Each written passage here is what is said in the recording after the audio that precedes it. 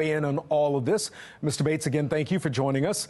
Now, we've asked each of your opponents this. Do you believe the mayor is out of touch with who's responsible for fighting crime? What's your response to that question? First of all, I want to thank you very much for having me.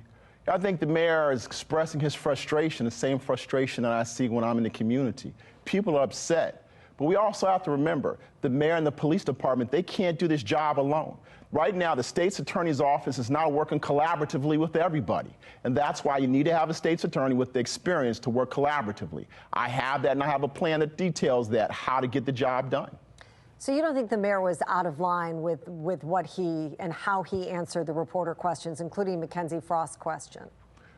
Well, I think the mayor was very frustrated. You see that frustration time and time again.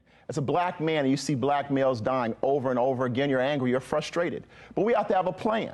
I put together a prosecution plan to talk about that. And last Thursday, I released a plan dealing with older adults and individuals with disabilities, dealing with how to fight this crime. The state's attorney's office isn't doing the job. The mayor can't do their job either. Remember, the state's attorney is the chief law enforcement officer in this city.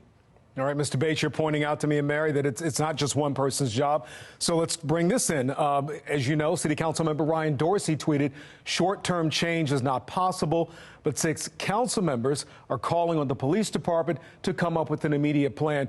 Do you believe short-term crime prevention is possible? Because I'll be honest with you, the citizens of Baltimore don't want to hear that. The violence is out of control. People want to see some kind of solutions right now.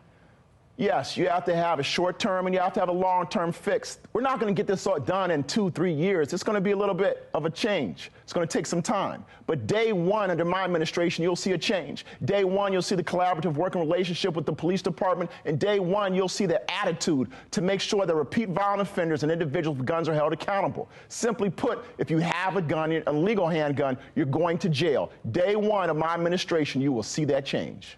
Mr. Bates, Roya Hanna just was talking to us about, she sent out a letter calling on Mosby to let challengers for city state's attorney become special prosecutors to help cover an overwhelmed prosecutor's office. Is that something you would consider if it was offered? Would you want to do that?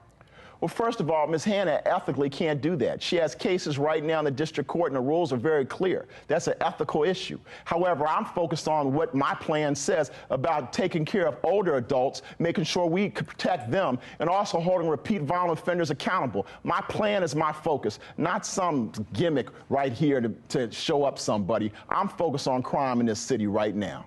All right, Ivan Bates running for Baltimore City State's Attorney. Mr. Bates, thank you for joining us. Thank you.